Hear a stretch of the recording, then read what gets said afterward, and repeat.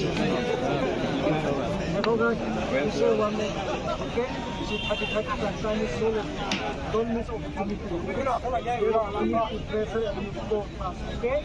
Right, okay, let's win. 1, 2, 3, win!